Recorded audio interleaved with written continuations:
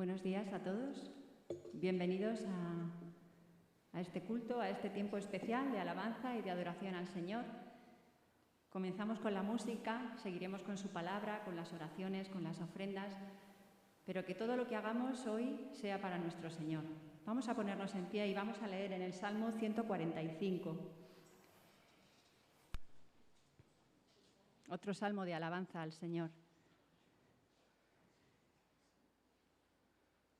Te exaltaré, mi Dios, mi Rey, y bendeciré tu nombre, eternamente y para siempre. Cada día te bendeciré, y alabaré tu nombre eternamente y para siempre.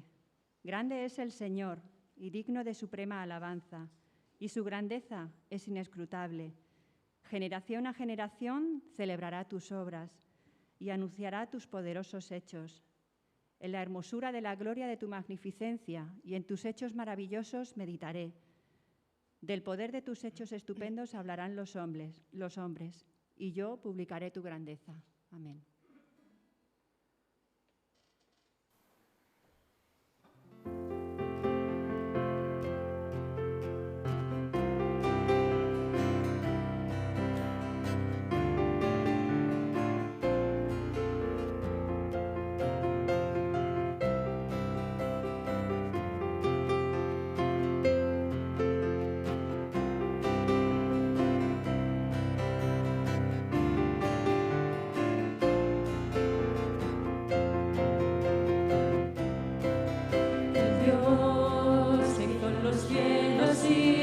Tierra, con el poder de su palabra, reina con autoridad.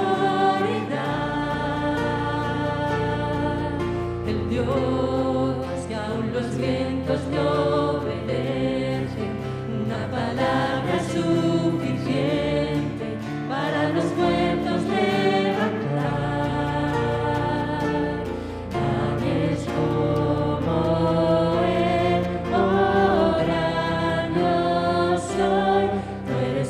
Dios que adoramos, todopoderoso y soberano, grande en misericordia y poder para salvar. Tú eres el Dios que adoramos, quien derrotó la muerte y el pecado, glorioso Redentor y Rey.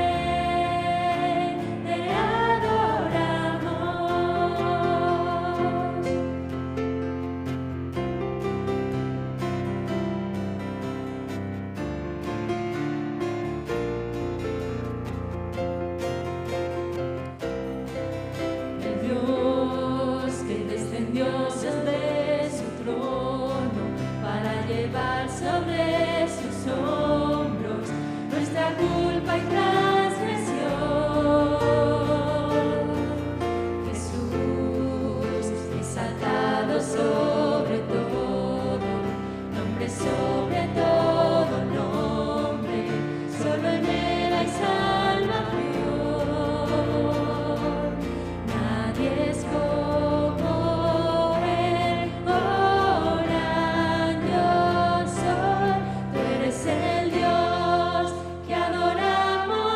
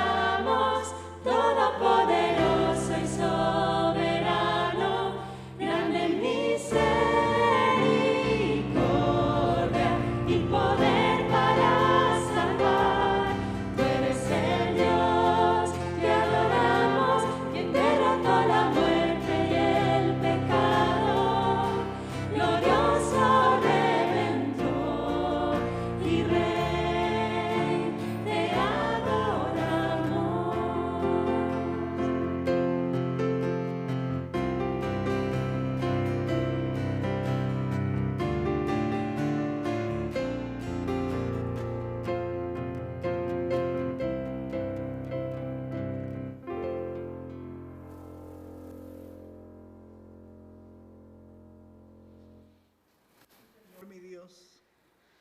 Solo tú, Señor, eres glorioso y soberano, Señor, y digno, Señor, de toda la honra y la alabanza, Señor. Gracias, Señor, por este día, Señor, y gracias, Señor, porque podemos estar ante tu presencia, Señor, y tener la seguridad que moras entre nosotros, Señor, que nos escuchas. Padre Santo, queremos rogarte, Señor, en esta hora, perdón para nosotros y la tierra.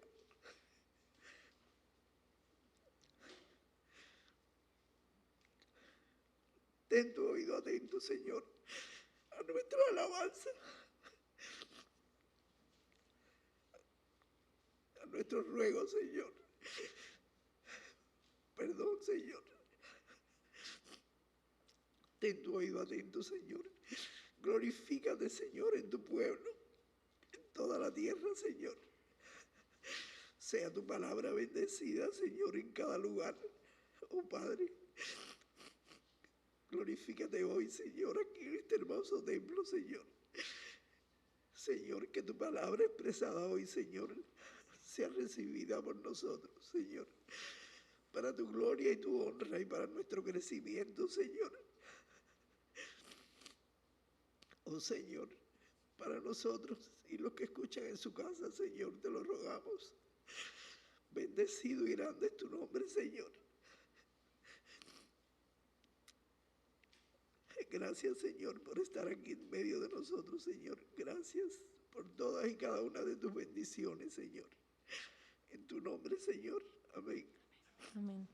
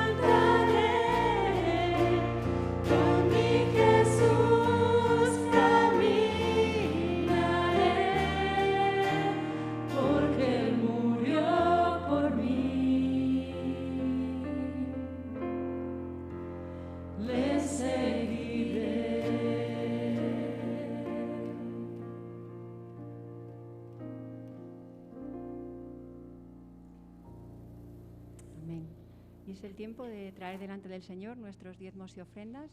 Vamos a orar primero.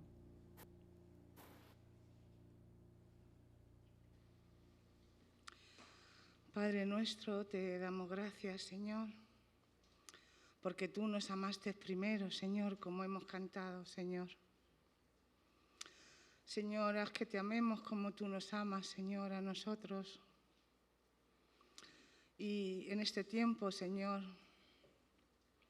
que venimos a traer las ofrendas, que la ofrenda, Señor, sea nuestra vida.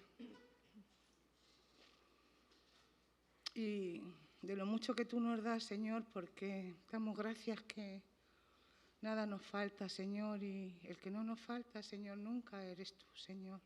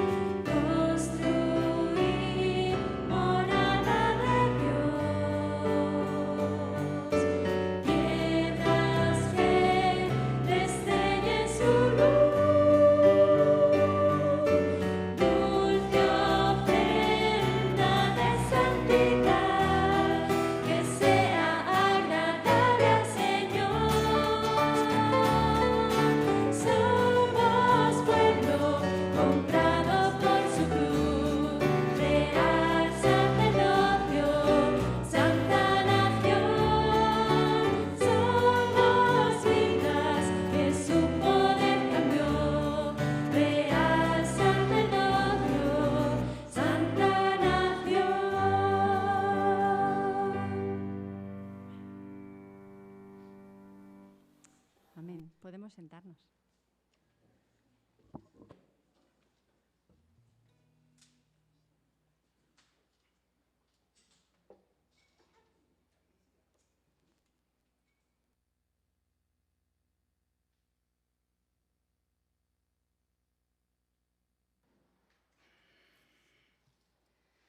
Y en ese mismo espíritu es que vamos a orar al Señor y pedimos su bendición por la palabra también. Oremos. Señor mi Dios y Padre misericordioso, te doy gracias, Señor, por haberme traído esta mañana aquí, Señor, y te pido por la palabra que hayas puesto en la boca del pastor Samuel, para que nos bendiga a todos, bendiga su palabra y bendiga este día, Señor. Te lo pedimos y te damos gracias en el nombre de Jesús. Amén.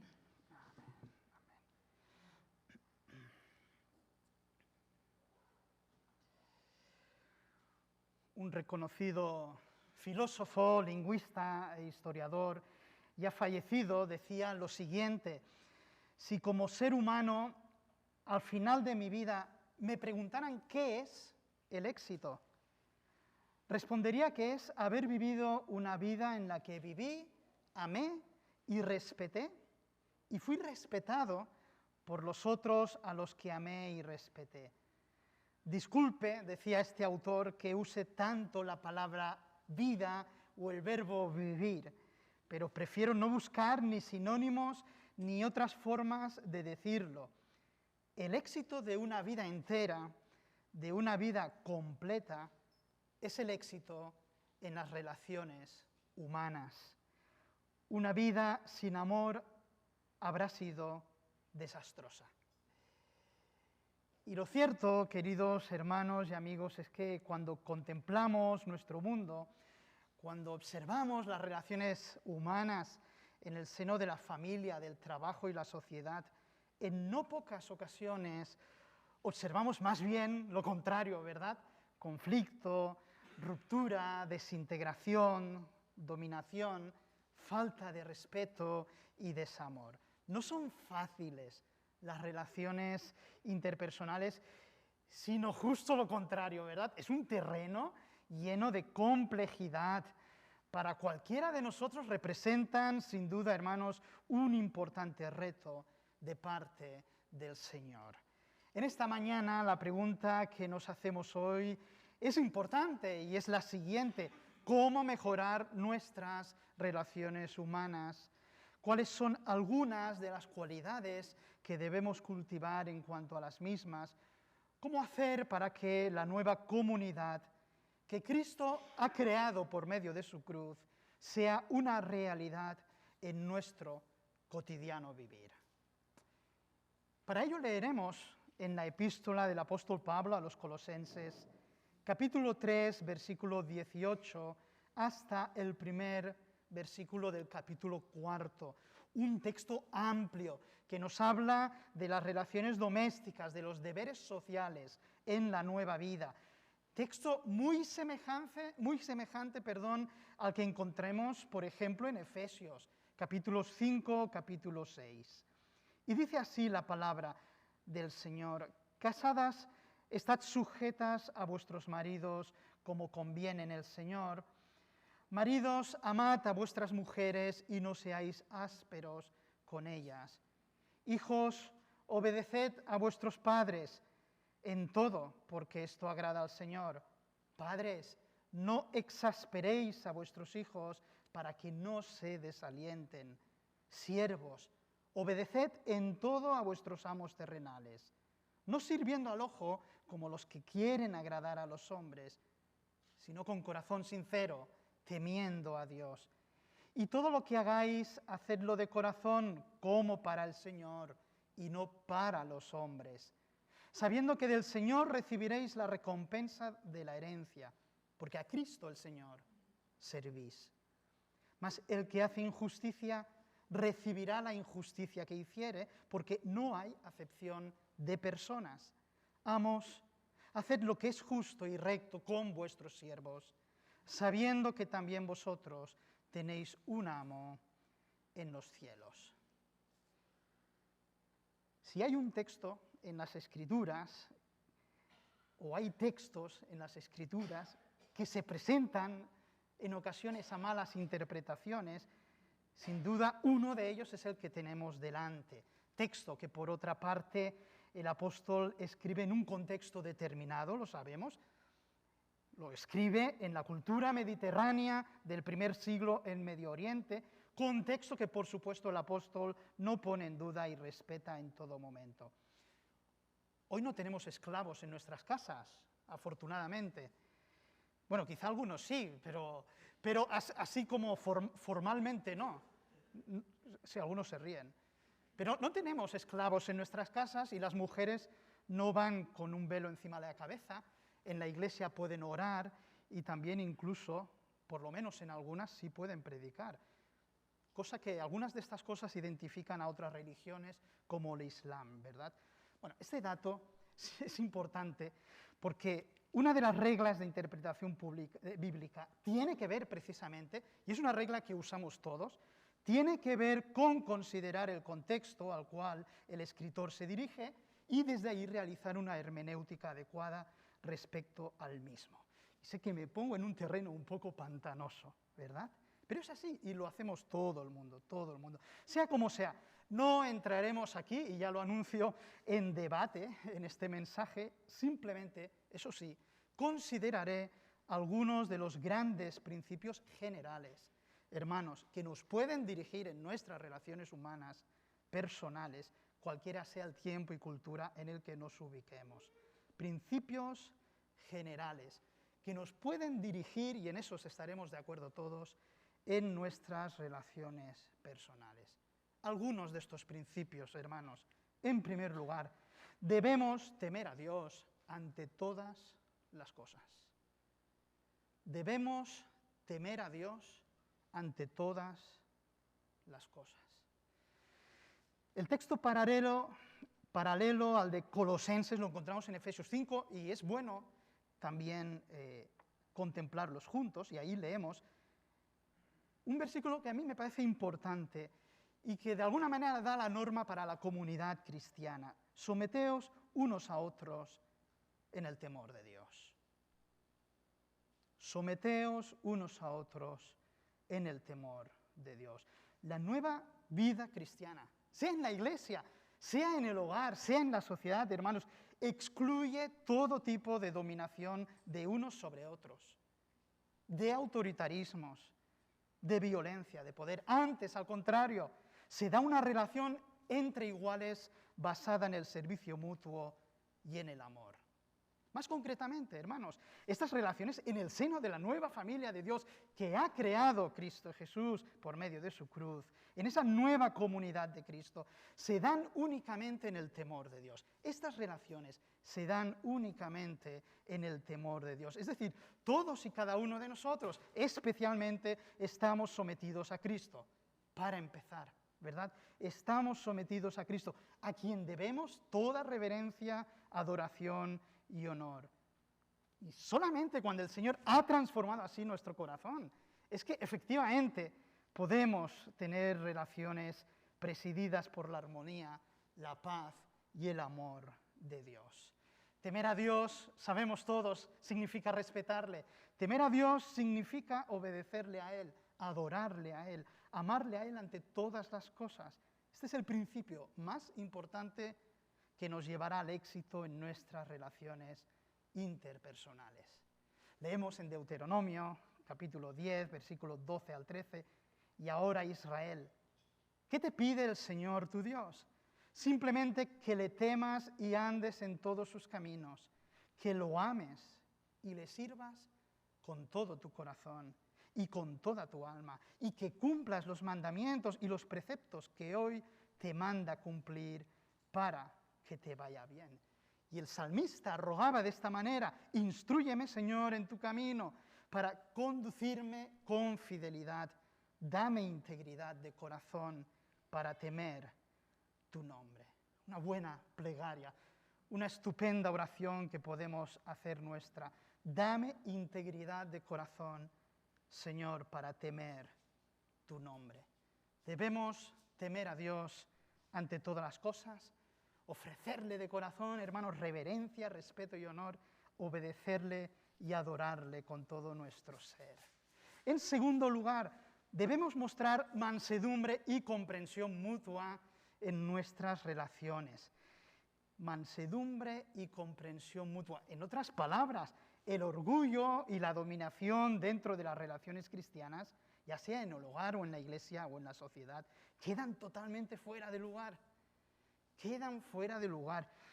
Me gusta resaltar el texto que encontramos en Gálatas 3:28, que dice así acerca de esta nueva comunidad de la iglesia del Señor. Ya no importa si eres judío o griego, esclavo o libre, hombre o mujer, todos ustedes son uno solo en Cristo Jesús. Ahora, esta unidad en Cristo Jesús, esta armonía que excluye posiciones de dominación y poder entre cristianos, se debe reflejar especialmente en esas grandes cualidades que son la mansedumbre y la comprensión mutua en nuestras relaciones. Sin duda, cualidades, hermanos, que solamente el Espíritu Santo puede forjar en nuestro carácter y en nuestro corazón. Veamos el gran texto de Gálatas 5, 16, 23.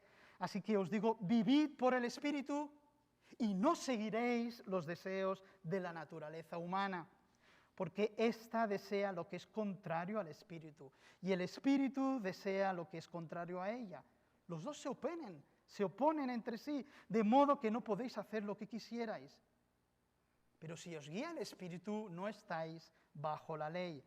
Las obras de la naturaleza pecaminosa se conocen bien: inmoralidad sexual, impureza y libertinaje, idolatría y brujería, discordia, odio, celos, arrebatos de ira, rivalidades, disensiones, sectarismos y envidia, borracheras, orgías y otras cosas parecidas. Os advierto ahora, como antes lo hice, que los que practican tales cosas no heredarán el reino de Dios. En cambio, el fruto del Espíritu es amor, gozo, alegría, paz, paciencia, amabilidad, bondad, fidelidad, humildad y dominio propio. Todas estas son grandes cualidades, pero qué gran cualidad es la humildad, ¿verdad? ¿Cuánto mejorarán nuestras relaciones si invertimos personalmente en este cultivo de la humildad, este fruto del Espíritu? Esta humildad que caracterizó, sabemos, a nuestro Señor Jesús, quien era manso y humilde de corazón. Decía el poeta: aunque el cielo está alto, la puerta es baja, y aquel que se llega allí debe inclinarse. El de aspecto encumbrado nunca entrará allí. Oh Dios, como tú te deleitaste en descansar en el pecho humilde y contrito, hazme a mí ser así, después mora en mí. Debemos mostrar humildad, mansedumbre, comprensión mutua. Esta comprensión mutua, queridos hermanos, solamente es posible a través de la escucha atenta del prójimo. ¿Cuánto fallamos en eso, verdad? Por lo menos yo. La escucha activa de aquel que tengo enfrente, sea el esposo, la esposa, el hijo, el compañero de trabajo. Me gustan las palabras respecto a la escucha del pastor y teólogo alemán Dietrich Bonhoeffer, ya sabéis, asesinado en un campo nazi de Flossenbürg en 1945. Tiene una pequeña obrita que se titula Vida en comunidad, y allí podemos leer lo siguiente: el primer servicio que uno debe a otro dentro de la comunidad consiste en escucharlo. Así como el comienzo de nuestro amor por Dios consiste en escuchar su palabra, así también el comienzo de nuestro amor al prójimo consiste en escucharlo. El amor que Dios nos tiene se manifiesta no solamente en que nos da su palabra, sino también en que nos escucha. Escuchar a nuestro hermano es, por tanto, hacer con él lo que Dios ha hecho por nosotros. Qué bonito. El servicio de la escucha. Habla él del servicio de la escucha. Mansedumbre, humildad, comprensión mutua, escucha atenta del otro. En tercer lugar, debemos ser guiados por un amor abnegado. El mandamiento del amor, hermanos, compete a cada uno de los cristianos y cristianas, ¿verdad? Es el mandamiento supremo que incluye cualquier otro mandamiento. Incluso en el código doméstico que nos deja Pablo, esa responsabilidad tan alta recae especialmente sobre el marido. Maridos, amad a vuestras mujeres. Y añadirá el apóstol Pablo en Efesios 5:25, así como Cristo amó a la iglesia y se entregó a sí mismo por ella. Así que el amor cristiano no es uno cualquiera, ¿verdad? Es un amor elevado, es un amor entregado, un amor lleno de sacrificio y humilde abnegación. Podemos definir de muchas maneras el amor. Un escritor lo hace así: es aquella activa y benéfica buena voluntad que no para ante nada a fin de asegurar el bien del ser amado. No es primariamente una emoción o afecto, es ante todo, dice, una activa determinación de la voluntad. Es una buena definición, pero yo no he encontrado tan buena definición como la que leemos en 1 Corintios 13, 4 al 7, que dice así: el amor es paciente y bondadoso, el amor no es celoso, ni fanfarrón, ni orgulloso, ni ofensivo, no exige que las cosas se hagan a su manera, no se irrita, ni lleva un registro de las ofensas recibidas. No se alegra de la injusticia, sino que se alegra cuando la verdad triunfa. El amor nunca se da por vencido, jamás pierde la fe, siempre tiene esperanzas y se mantiene firme en toda circunstancia. El creyente debe ser guiado por este tipo de amor, amor que viene de Dios, recordamos, es una gracia del Señor, amor que Él ha derramado en el corazón creyente por medio del Espíritu que nos fue dado. Recordaba aquellos versos de San Juan de la Cruz: mi alma se ha empleado y todo mi caudal en su servicio al amado. Ya no guardo ganado, ni tengo ya otro oficio, que ya solo en amar es mi ejercicio. Ojalá pudiéramos decir como Él: ya solo amar es mi ejercicio, ¿verdad? Hermanos, debemos ser justos y responsables en nuestras relaciones. Otro gran principio que podemos extraer de su palabra. El mundo en el que vivió Pablo es un mundo duro en cuanto a relaciones personales se refiere. Tanto que la injusticia en muchas ocasiones se establecía en las mismas. También en ese tiempo existía la dominación, el abuso, la explotación entre los seres humanos, tal como existe hoy, ¿verdad? Pablo, inspirado por el Espíritu, exhorta a unas relaciones justas, responsables, donde cada cual cumple su misión de parte del Señor en el temor de Dios. El hijo o los hijos deben obedecer a los padres, dice el texto, porque esto agrada al Señor. Por otra parte, los padres no deben exasperar o irritar o enojar a los hijos para que no se desalienten. Este es el equilibrio preciso, ¿verdad? La relación justa y responsable que Dios demanda en el seno del hogar entre padres e hijos. La tarea no es nada fácil, no es nada fácil. Nunca lo ha sido y en estos tiempos que vivimos quizá menos. Tiempos en los que el concepto de autoridad, bien entendido, eso sí, está en sus horas más bajas, ¿verdad? Decía un poeta: no es la carne y la sangre, sino el corazón lo que nos hace padres e hijos. No es la carne y la sangre solamente, sino el corazón lo que nos hace padres e hijos. Y añadiría yo corazones, ojalá, transformados, restaurados, corazones conforme a Dios por el bien y la salud de la familia.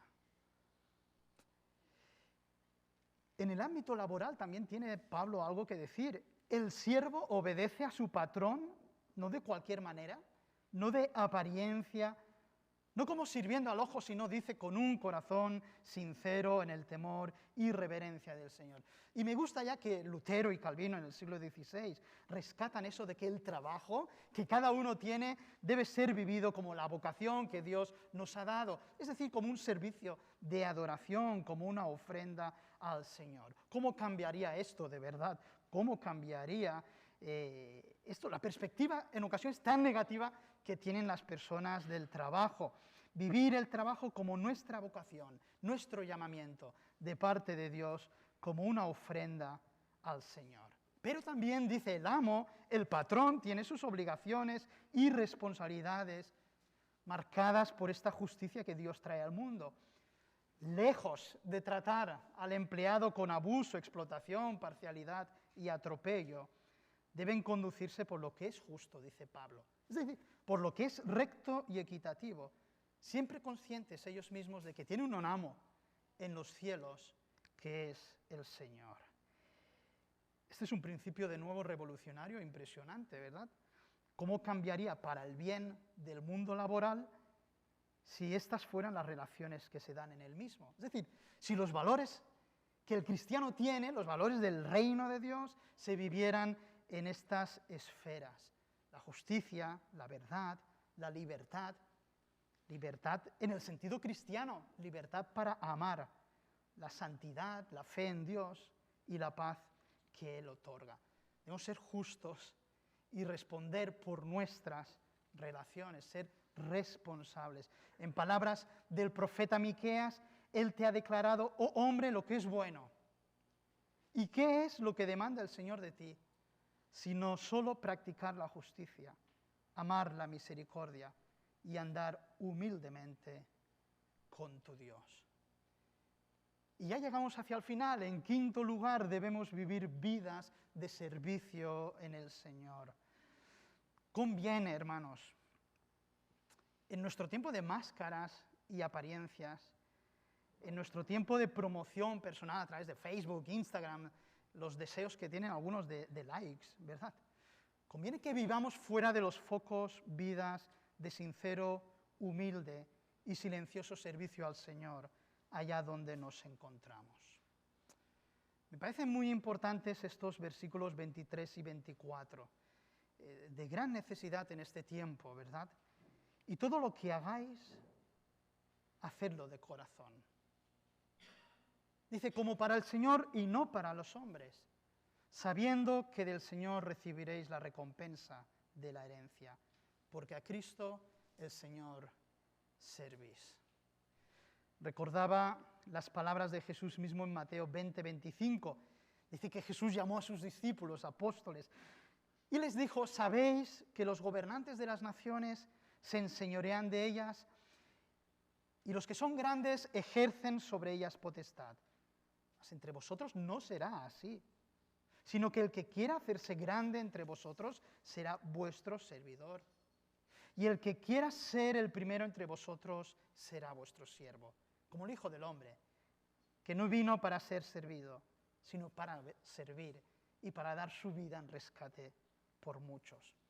O aquellas palabras que encontramos en Juan 13, vosotros me llamáis Maestro y Señor, y bien decís, porque lo soy, pues si yo, el Señor y Maestro, he lavado vuestros pies, vosotros también debéis lavaros los pies los unos a los otros. Porque ejemplo os he dado para que como yo os he hecho, también vosotros hagáis. De cierto os digo, el siervo no es mayor que su Señor, ni el enviado es mayor que el que le envió. Si sabéis estas cosas, dice Jesús, bienaventurados seréis si las hiciereis. Debemos vivir vidas de servicio, hermanos, servicio humilde, entregado, en el seno de la familia, del trabajo, de la labor, de la iglesia, de la sociedad. Las palabras de Teresa de Calcuta son bien fuertes al respecto. El que no vive para servir, decía, no sirve para vivir. Oh, bastante radical, ¿verdad? El que no vive para servir, no sirve para vivir. Y llegamos a la conclusión de este mensaje. Se cuenta que cierto domingo una anciana salía de la iglesia cuando encontró a una amiga y ésta le preguntó, ¿ya terminó el sermón? No, respondió la anciana, ya lo predicaron, pero no se ha terminado. Ahora voy a hacer mi parte del sermón, a vivirlo. Bueno, sin duda es la parte más difícil. Una cosa es estar aquí y pronunciar un sermón, ¿verdad?, de parte del Señor. Otra cosa es vivirlo, ¿verdad? Es la parte más difícil y también creo la más importante, que la palabra de Dios se encarne en nuestro cotidiano vivir, hermanos. En este caso, que nuestras relaciones sean transformadas, que podamos vivir los valores del reino en las mismas, en este mundo caído. Lo vemos, donde abunda la fractura entre las personas, el conflicto, la falta de perdón, de armonía, de amor. Vivamos estas nuevas relaciones que Cristo ha hecho posible por medio de su cruz. Nos preguntamos al inicio de este mensaje, ¿cómo mejorar nuestras relaciones personales? Los principios bíblicos que nos deja. Debemos temer a Dios ante todas las cosas. Temer a Dios ante todas las cosas. Debemos tener mansedumbre, humildad, comprensión mutua entre nosotros. Debemos ser guiados por amor abnegado. Debemos ser justos en responsables en oraciones. Debemos vivir vidas de servicio al Señor. Y terminamos este texto que necesitamos todos. Gracias al Señor Cristo, el amor de Dios y la comunión del Espíritu Santo sean con nosotros. Amén.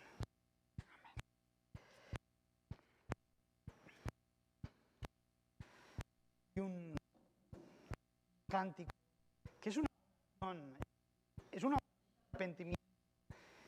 Es que de mensaje la palabra nos da a él en arrepentimiento y pedir, Señor, perdóname, transforma mi corazón.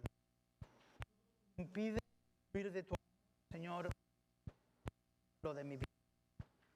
Con eso seguimos donar este tiempo orando, Señor, pidiendo al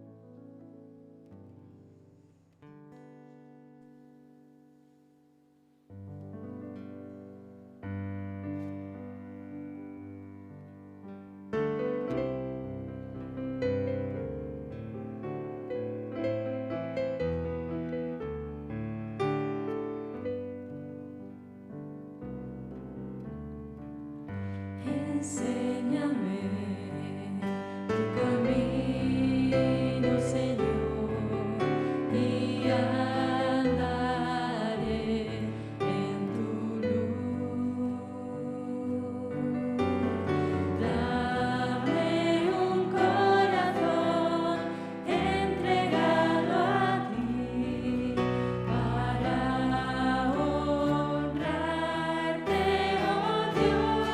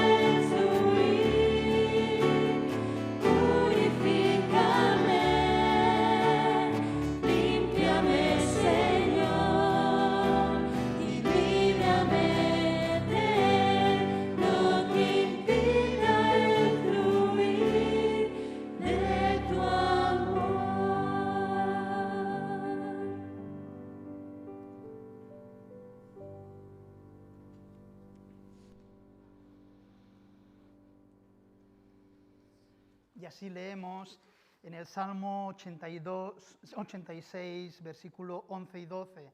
Enséñame, oh Señor, tu camino. Caminaré yo en tu verdad. Afirma mi corazón para que tema tu nombre. Te alabaré, oh Señor, Dios mío, con todo mi corazón y glorificaré tu nombre para siempre. Amén, hermanos, que así sea. Podemos tomar asiento.